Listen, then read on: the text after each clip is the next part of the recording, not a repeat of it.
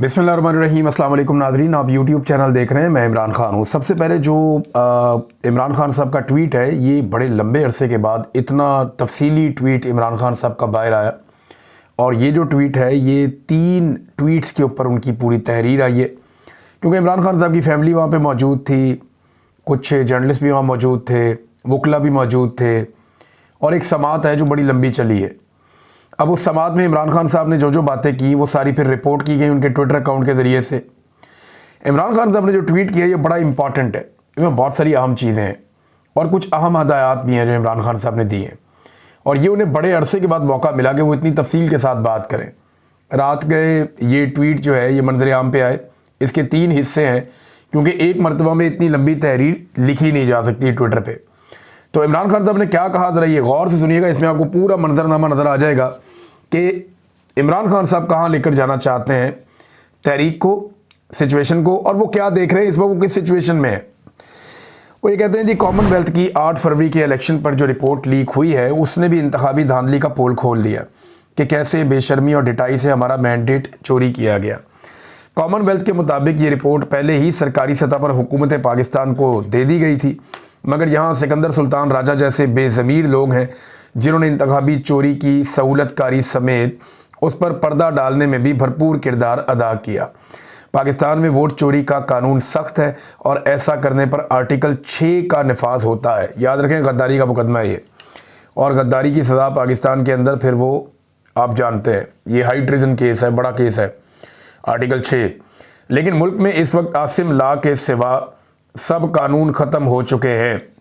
यहाँ पर लियाकत चट्ठा जैसे लोग काबिल तहसीन हैं जिन्होंने अपने ओहदे पर ज़मीर की आवाज़ को तरजीह दी। इस चोरी के बाद अवाम का कत्लेआम किया गया और 26वीं आइनी तरमीम की गई।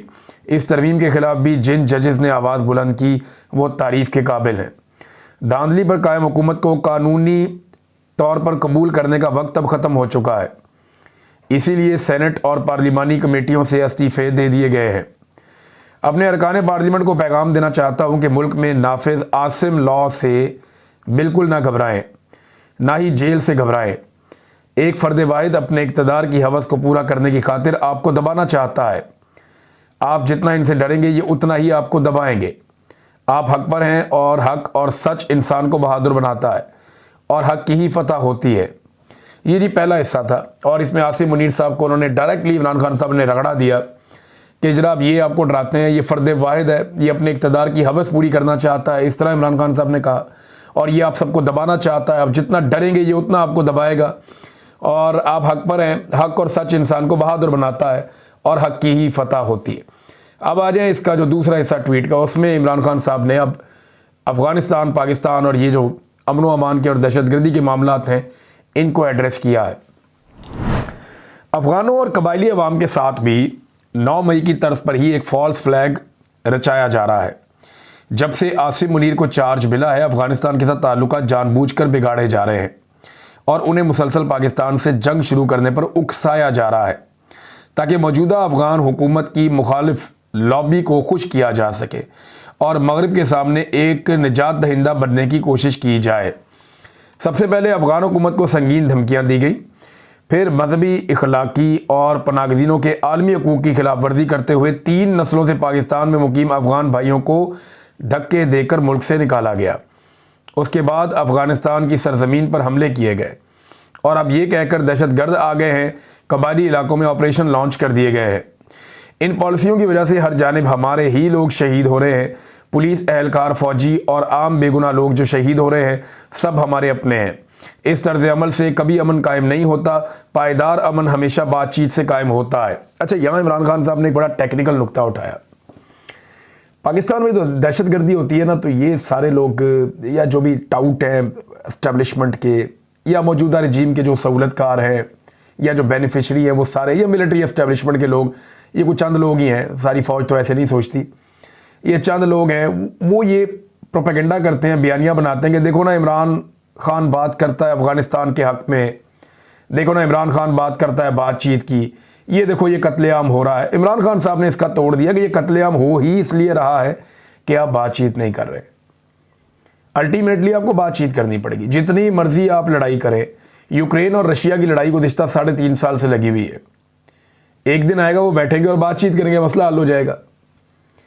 ये मसले जो है वो टेबल पे ही हल होते हैं। ये मुमकिन नहीं है कि आप टेबल के बगैर मसला हल कर दें। आपको अफगानिस्तान फतह नहीं करना और उन्होंने पाकिस्तान फतह नहीं करना। तो इमरान खान साहब ने कहा कि जो पायदार अमन बातचीत से ही होता है। अब अफगानिस्तान और कबायली इलाकों में अमन के क़याम के लिए 3 फरीकों को साथ लेकर चलना नागुज़ीर है। सबसे पहले पाकिस्तान के कबायली इलाकों की अवाम, दूसरे अफ़गान हुकूमत और तीसरे अफ़गानिस्तान की अवाम। यानी जो कबायली लोग हैं उनको, जो अफ़गान लोग हैं उनको, और जो हुकूमत है अफ़गानिस्तान की उसको आपको लेना पड़ेगा ऑन बोर्ड। इन तीनों फ्रीकैन की मदद के बगैर कोई कामयाब ऑपरेशन या कोई पायदार हल नहीं हो सकता। खैबर पख्तूनख्वा में कुछ करने की कोशिश है, जो कुछ करने की कोशिश है वो सिर्फ तहरीक इंसाफ की हुकूमत को गैर मकबूल करने के लिए है। मिलिट्री ऑपरेशन से दहशतगर्दी मज़ीद बढ़ेगी और जब पुलिस इस बढ़ती हुई दहशतगर्दी को कंट्रोल करने में लगेगी तो गवर्नेंस और अमन व अमान का बेड़ा गर्क हो जाएगा। ऐसी ही पॉलिसी ANP के दौर में भी अपनाई गई थी। खैबर पख्तूनख्वा के तमाम MPAs, MNAs और सेनेटर्स वज़ीर आला के साथ बैठकर वहाँ के मसाइल का जल्द अज जल्द हल निकालें। खसूसी तौर पर जिन इलाकों में सैलाब आया है वहाँ अमन कायम रखने के लिए खसूसी इक़दाम किए जाएँ। हमारे इत्तेहादी महमूद खान अचकज़ई की क़यादत में एक अमन वफ़द लेकर अफ़गानिस्तान जाए और वहाँ बातचीत से मसाइल का हल तलाश करें। अली बिन गंडापुर को वो कहता है जी कि मेरे पास पासपोर्ट ही नहीं है। वैसे कहानियाँ बहुत अजीब हैं गंडापुर साहब की। आज तक उन्होंने जो कहानियाँ सुनाई पाकिस्तान की तारीख़ में कोई सियासतदान ऐसी कहानियाँ नहीं सुना सका। कभी वो बेशुमार पहाड़ क्रॉस करके कई ज़िले पार कर जाते हैं और वो भी एक रात के पहर में कर जाते हैं, रातों रात। जो काम लोग सुपर फिट ह्यूमन बींग्स नहीं कर सकते वो गंडापुर साहब कर गए, और वो ह्यूमनली पॉसिबल ही नहीं है। बहुत ही अजीब काम किया उन्होंने। कभी इमरान खान कहते हैं डी चौक जाओ तो वो डी चौक ही नहीं जाते। कभी वो कफन पहन के निकलते हैं, लोगों को बोलते हैं कि मौत के मुंह में हमने जाना है, हमारे जनाजे पढ़ देना, फिर वहाँ पे लाशें छोड़ के खुद भाग जाते हैं। तो बहुत अजीब अजीब काम किए गंडापुर ने। फिर वो कहते हैं मैं 90 दिन के बाद सियासत छोड़ दूंगा अगर इमरान खान बाहर ना आया तो। अब ये बयान भी उनका 12 जुलाई का है। 12 अगस्त 12 सितंबर 2 महीने और 2 दिन तो गुजर गए और 2 महीने और तीसरा दिन अब जारी है। पीछे 27 दिन रह गए हैं। अब गंडापुर साहब वादे के मुताबिक क्या रिज़ाइन करेंगे, क्या वो सियासत छोड़ेंगे, ये एक सवाल तो है, लेकिन मैं अच्छी तरह जानता हूँ कि नहीं छोड़ेंगे, क्योंकि उन्होंने बड़ी मुश्किल से जो है वो ये ओहदा हासिल किया है और इमरान खान साहब की बातें वो मान नहीं रहे, और इसीलिए नहीं मान रहे। यानी वो कहते हैं मेरी इमरान खान से मुलाकात नहीं होने दी जाती। अंदाज़ा करें आप, क्या कोई वज़ीर आला इतना बेबस हो सकता है? कभी हमने तारीख़ में सोचा भी नहीं, सुना भी नहीं, लेकिन यहाँ पे हम देख रहे हैं बहुत अजीब अजीब चीज़ें हम देख रहे हैं। जी मेरा पासपोर्ट नहीं है मेरे पास, ये भी बहुत अजीब चीज़ है। जी मैं अफ़गानिस्तान नहीं जा सकता। तो इमरान खान साहब ने कहा अचकज़ई साहब को भेजें, लेकिन अचकज़ई साहब जो हैं वो जो अफ़गानिस्तान में तालिबान हुकूमत है उसके वो इतने हामी नहीं हैं। लेकिन यह कि अगर तालिबान और अचकज़ई साहब चाहें तो वो बैठ कर बात कर सकते हैं। जो तालिबान के मुखालिफ फोर्सेस थी अफ़गानिस्तान में, ग़ालिबन उनके साथ ज़्यादा बेहतर ताल्लुकात पाकिस्तान के अंदर जो अचकज़ई साहब हैं या इस तरह के जो दीगर लोग हैं उनके अच्छे ताल्लुकात रहे हैं, जैसे ANP है, बाकी जमातें हैं। लेकिन अचकज़ई साहब अगर बात करें और इमरान खान साहब की जानिब से उनके पास मैंडेट है और खैबर पख्तूनख्वा की हुकूमत भी उन्हें मैंडेट देती है, तो फिर तो वो बात करेंगे। तालिबान इतने समझदार हैं, उन्होंने अमेरिका से बात की है, तो वो इनसे बात क्यों नहीं करेंगे। इमरान खान साहब ने अपने केसेस के बारे में कुछ बताया। वो ये कहते हैं कि अडियाला में मेरा नाम नेहाद ट्रायल कोई जज नहीं, एक ISI का कर्नल चलवा रहा है जो आर्मी चीफ आसिम मुनीर से हदायत लेता है। ये सिविल नहीं मिलिट्री ट्रायल है। पाकिस्तान में इस वक्त जो भी हो रहा है आसिम लॉ के तहत हो रहा है और मुसलसल आइन और कानून की धज्जियाँ उड़ाई जा रही हैं। मुझ पर 300 से ज़ायद बेबुनियाद मुकदमा दर्ज किए गए हैं जिनका मैं सामना कर रहा हूं और कोई डील किए बगैर अदालतों से इंसाफ लेकर ही बाहर आऊँगा। हमारी जमात पर हर तरह का जुल्म ढाया गया। अगर मेरिट पर फैसला किया जाए तो मैं और मेरी अहलिया आज ही रिहा हो जाएं। मेरे और मेरी अहलिया बुशरा बेगम के तमाम इंसानी हुकूक पामाल हैं। हमें आम कैदियों वाली सहूलियात से भी महरूम रखा गया है। मेरी किताबें तक रोक ली जाती हैं। 8 माह में सिर्फ एक बार मेरी बच्चों से बात करवाई गई है। जजों की मेरे मुकदमात में कोई हैसियत नहीं, ना मेरे मुकदमात का ट्रायल जज आज़ादाना तौर पर कर सकते हैं, बल्कि एक कर्नल जो कहता है वही फैसला करते हैं। वो कर्नल आसिम मुनीर के अहकामात पर चलता है। अभी सिर्फ ये पैराग्राफ में 4-5 दफ़ा आसिम मुनीर का नाम आ गया। 10 दफ़ा से ज़्यादा शायद इमरान खान साहब ने आसिम मुनीर साहब का नाम लिया है इन ट्वीट्स के अंदर। फैमिली गई थी ना अंदर, कोई और गया हुआ था तो कभी बाहर ना आता नाम। मैं अपनी तमाम पार्टी को कहता हूँ कि आप सब मुत्तहिद रहें जुल्म का निज़ाम ज़्यादा देर कायम नहीं रहेगा। आप सबके लिए लाजिम है कि मेरी ट्वीट को रीट्वीट करें ताकि मेरे पैगाम पर इत्तेहाद कायम रहे। खैबर पख्तूनख्वा में, अच्छा, ये ट्वीट को रीट्वीट करने का इमरान खान साहब ने कहा। चंद जो बड़े मशहूर लोग हैं पाकिस्तान तहरीक इंसाफ के, उनका मैंने चेक किया। जुनैद अकबर साहब ने ट्वीट को रीट्वीट किया, फैसल अमीन खान ने ट्वीट को रीट्वीट किया, ये अली अमीन गंडापुर के भाई हैं। शानदाना गुलजार साहिबा ने ट्वीट को रीट्वीट किया है, आतिफ खान ने किया है, फैसल जावेद खान ने किया है, शाहिद खटक, बाकी ऐसे बहुत सारे लोग हैं जिन्होंने ट्वीट को रीट्वीट किया है। जिन्होंने नहीं किया उनमें सलमान अकरम राजा साहब हैं, बैरिस्टर गौर साहब हैं, शेर अफजल मरवत साहब इमरान खान साहब के अभी भी वफादार साथी होने के दावेदार हैं, उन्होंने भी नहीं किया। शहरयार अफरीदी साहब ने ट्वीट को रीट्वीट नहीं किया। अली मोहम्मद खान साहब है, दीगर बहुत सारे और लोग भी हैं, ये लंबी लिस्ट है जिन्होंने ट्वीट को रीट्वीट नहीं किया इमरान खान साहब की वाज़ेह हदायत के बावजूद। आखिर में इमरान खान साहब कहते हैं जी खैबर पख्तूनख्वा में एक ग्रैंड जलसे का ऐलान किया जाए जिसमें पूरे मुल्क से लोग शरीक हों और इस स्याह रात के ख़िलाफ़ खड़े हो जाएं। पूरे मुल्क से इमरान खान साहब ने बुलाया पाकिस्तान तहरीक इंसाफ के लोगों को कि वो पहुँचे खैबर पख्तूनख्वा में। जो तारीख़ उसके लिए आई है वो हफ्ते का रोज़ होगा और 27 तारीख होगी, जो अब तक तारीख सामने आई है। पाकिस्तान तहरीक इंसाफ ने इसका ऐलान भी कर दिया है। जुनैद अकबर साहब ने इसको ट्वीट करके बताया कि कायद इमरान खान साहब के हुक्म पर 27 सितंबर को पेशावर में तारीखी जलसा होगा। गंडापुर साहब ने भी उसके लिए दरख्वास्त की है लोगों से कि आप आ जाएं, हमारे घर, हमारे दरवाजे आपके लिए खुले हैं, पेशावर पहुँचें सारे, किसी किस्म की सख्ती या रुकावट नहीं होगी, सब लोग पेशावर में आएँ और एक बड़ा भरपूर जलसा करें। ये पाकिस्तान तहरीक इंसाफ के लिए एक बड़ा चैलेंज होगा ये जलसा, क्योंकि काफ़ी मायूसी फैलाने की कोशिश की गई है तहरीक इंसाफ में और लोगों को, अब मौजूदा जो क़यादत है, लोगों को उनसे भी शिकवे हैं। ख़ास तौर पे जो गंडापुर साहब है उनकी मकबूलियत बहुत ज़्यादा कम हुई है। अगर वो किसी जलसे में किसी जगह पे मेहमान खुसूसी है या मेन उनकी एक तकरीर है तो उससे तो बात ख़राब होती है। हाँ, ये है कि इमरान खान साहब की बहनें अगर वहाँ पे आएँ या उनकी वाइफ मौजूद होती बाहर बुशरा बीबी तो शायद सूरत कुछ और होती, या अगर मुराद सईद वहाँ पे जलसे में आ जाते तो एकदम पूरा खैबर पख्तूनख्वा नहीं पूरा पाकिस्तान निकल कर आता है। इमरान खान साहब का उन्हें लोग वफादार साथी समझते हैं, लेकिन यहाँ अली अमीन गंडापुर साहब जो है अब वो मेरे ख्याल में क़यादत करेंगे इस जलसे की, तो अब काफ़ी जोर लगाना पड़ेगा। माजी से सूरत कुछ मुख्तलिफ है, देखते हैं कि पाकिस्तान तहरीक इंसाफ इस जलसे को कितना कामयाब करती है। नाज़रीन, एक और मेरे पास खबर है, ये इंपॉर्टेंट है। ईमान मज़ारी साहिबा ने एक दरख्वास्त दी थी, आपको याद होगा, मैंने आपको बताया भी था, और वो दरख्वास्त थी हरासमेंट कमेटी को उन्होंने दी थी कि मुझे अदालत में जो मेरे काम करने की जगह है वहाँ पे chief justice Islamabad high court जनाब सरफराज डोगर साहब ने मुझे हरास किया है। और उन्होंने कहा था ईमान मज़ारी के शौहर को मुखातिब होते हुए कि इसको समझा लो, मैंने पकड़ लिया ना तो ये एक तरह की धमकी थी। तो उन्होंने कहा जी मुझे हरास किया गया है, ये हरासमेंट है, मेरे काम करने की जगह पे मुझे हरास किया गया है और ये रवैया दुरुस्त नहीं है। उसके बाद उन्होंने एक दरख्वास्त दी, वो दरख्वास्त जो है वो चली गई जो हरासमेंट कमेटी है उसके पास, और जो हरासमेंट कमेटी है उसके पास जब दरख्वास्त गई तो हरासमेंट कमेटी ही तब्दील हो गई। ये जो था ना, ये बड़ी ब्रेकिंग न्यूज़ है और आपको यहाँ से अंदाज़ा हो जाएगा कि पाकिस्तान का निज़ाम चल कैसे रहा है। हुआ ये था कि जुलाई में 17 जुलाई को सरफराज डोगर साहब ने एक काम किया था कि जस्टिस समन रफ़त इम्तियाज़ साहिबा को बनाया था कॉम्पिटेंट अथॉरिटी या सरबराह बनाया था इस्लामाबाद हरासमेंट कमेटी का। अब उन्होंने जो है वो इस कमेटी के अंदर सर्कुलर जारी कर दिया था और इस कमेटी में जस्टिस सरदार एजाज इसहाक खान, जस्टिस अरबाब मोहम्मद ताहिर और जस्टिस समन रफ़त इम्तियाज़, ये इसके अंदर शामिल थे। अब इस कमेटी के अंदर दरख्वास्त दे दी ईमान मज़ारी साहिबा ने, जो मौसूल भी हो गई।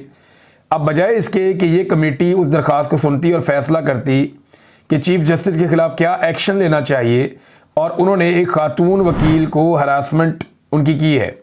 इस पर बहुत सारी ख़वातीन ने लिखा भी, सुप्रीम जुडिशल काउंसिल को भी लिखा गया, बहुत सारी जो खातून वकला हैं उन्होंने भी लेटर्स लिखे, जो बार काउंसिल हैं उन्होंने भी इसके ऊपर मजम्मत की कि ये रवैया बहुत ही बदकिस्मती है जिस तरह का रवैया सरफराज डोगर साहब ने रखा ईमान मज़ारी साहिबा के साथ। अब हुआ ये कि अदालतें रात को भी काम करना शुरू हो गई। गुज़िश्ता रात गए इस्लामाबाद हाई कोर्ट में हरासमेंट कमेटी की सरबराह को तब्दील करने का नोटिफिकेशन जारी कर दिया गया। ये जनाब नोटिफिकेशन है, यानी जुलाई के अंदर उनको बनाया, 17 जुलाई को 2 महीने से पहले तब्दील कर दिया। यानी कोई और हरासमेंट का वो केस सुनती या कुछ भी होता तो वो काम चलता रहता, क्योंकि चीफ जस्टिस ने हरासमेंट की है अब उनका मामला आया तो साथ ही देखें ना, ताकतवर के लिए कानून कुछ और है, कमज़ोर के लिए कानून कुछ और है। जस्टिस याह्या अफरीदी साहब को आईने में जाकर देखना चाहिए कि उनकी नाक के नीचे chief justice Islamabad high court क्या कर रहे हैं। यानी यहां पे ताकतवर के लिए कानून कुछ और है, कमज़ोर के लिए कानून कुछ और है। हरासमेंट कमेटी बनाई गई, एक खातून जज को उसका सरबराह बनाया गया, काम चल रहा था। लेकिन जैसे ही एक बड़ी मछली उसके अंदर फंसी, जैसे ही एक ताकतवर उसके नरगे में आया, जैसे कि जस्टिस सरफराज डोगर, तो उस ताकतवर ने अपने इख्तियार को इस्तेमाल करते हुए वो खातून जज साहिबा को उस कमेटी से आउट कर दिया। और अब क्या किया, चीफ जस्टिस बड़ा मुसर्रत के साथ ये जनाब एक नोटिफिकेशन आ गया है, बल्कि इसका पहले तो ऐलान हो गया था, नोटिफिकेशन ये आ गया जनाब के जस्टिस सिमन रफत की जगह पे जस्टिस इनाम अमीन मिनहास, ये 26वीं तरमीम वाले जज हैं। 26वीं आईनी तरमीम के बाद जिन जजों को लाया गया उनमें एक ये भी जज हैं जस्टिस इनाम अमीन मिनहास, उनको अब इस कमेटी के सरबराह बना दिया गया। जो पहले वाली खातून है जज, उन्हें फारिग कर दिया गया ताकि सरफराज डोगर साहब के लिए कोई मुश्किल पैदा ना हो। एक और इसमें खबर यह है कि केस लग गया है जी कोर्ट नंबर 1 में। कोर्ट नंबर 1 चीफ जस्टिस का ही होता है, सरफराज डोगर साहब का। और इसमें मारंग बलोच साहिबा का जो पटिशन है, उनका नाम ECL से निकालने के लिए वो इस अदालत में लगा है। और वकील कौन है? ईमान ज़ैनब हाजिर मज़ारी।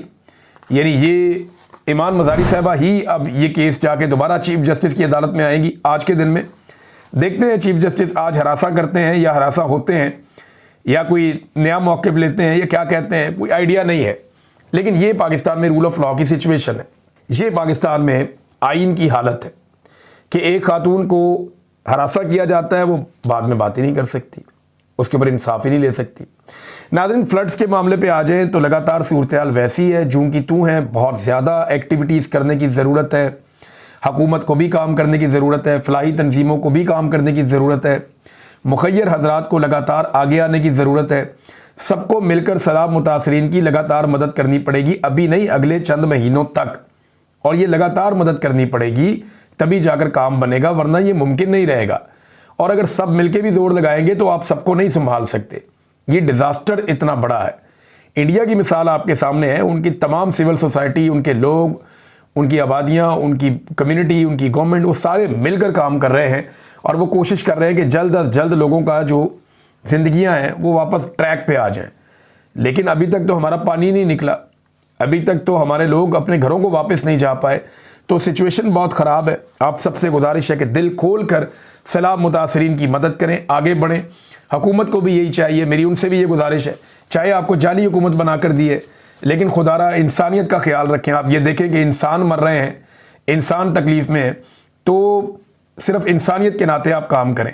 नाज़रीन, जहाँ सिंध में बहुत बड़े बड़े कारनामे होते हैं ना, यहाँ एक और कारनामा भी आ गया। लेकिन इससे पहले बताऊँ, इमरान खान साहब की जेल में मुलाकात भी है और मुलाकात के लिए अब जो नाम दिए गए हैं वो नाम मैं आपको बताता हूँ। बैरिस्टर गौहर को, सलमान अकरम राजा, काजी मोहम्मद अनवर और नियाज़ुल्लाह नियाज़ी, मोहम्मद अली बुखारी और अली ज़मान, ये जो लोग हैं 6 लोग, इन्हें इमरान खान साहब की मुलाकात के लिए चुना गया। आज के दिन ये मुलाकात होनी चाहिए थी, लेकिन पता नहीं ये मुलाकात होती है नहीं होती, लेकिन ये नाम हमारे सामने आ गए हैं। नाज़रीन, सिंध का एक बड़ा मज़ेदार कारनामा मैं देख रहा था। सैफ अहमद पीरज़ादा साहब हैं, इनको पहली पोजीशन मिल गई थी। कहाँ से? ये डिग्री कॉलेज है, ये गवर्नमेंट डिग्री कॉलेज है कराची में। इन्हें जनाब पहली पोजीशन मिल गई सैफ अहमद पीरज़ादा को। और मज़े की बात यह है कि इस तालिब इल्म का कभी दाखिला ही नहीं हुआ कॉलेज में, लेकिन इसको पहली पोजीशन मिल गई। जो प्रिंसिपल हैं गवर्नमेंट डिग्री कॉलेज के, उन्होंने बताया कि कमिश्नर और डिप्टी कमिश्नर दोनों वहाँ मौजूद थे इस मौके पर। तो मैंने उनको बताया कि ये तालिब इल्म का कोई रिकॉर्ड ही नहीं है हमारे पास, ये तो हमारे इदारे में कभी पढ़ता ही नहीं रहा, मगर फिर भी उन्होंने इस पर तवज्जो ना दी और इस तालिब इल्म को जनाब पहला इनाम या पहली पोजीशन दे दी गई। और बताया जाता है कि मुबैना तौर पर ये आसिफ अली जरदारी साहब के सिक्योरिटी इंचार्ज अल्ताफ़ अहमद पीरज़ादा के साहबजादे हैं। ये है नाज़रीन पाकिस्तान में रूल ऑफ लॉ, पाकिस्तान में एजुकेशन का सिस्टम, और सिंध जो है वो एक के बाद एक रिकॉर्ड कायम करता है और हम देखते रहते हैं। अब तक के लिए इतना ही, अपना ख्याल रखिएगा, अपने इस चैनल का भी। अल्लाह हाफ़िज़।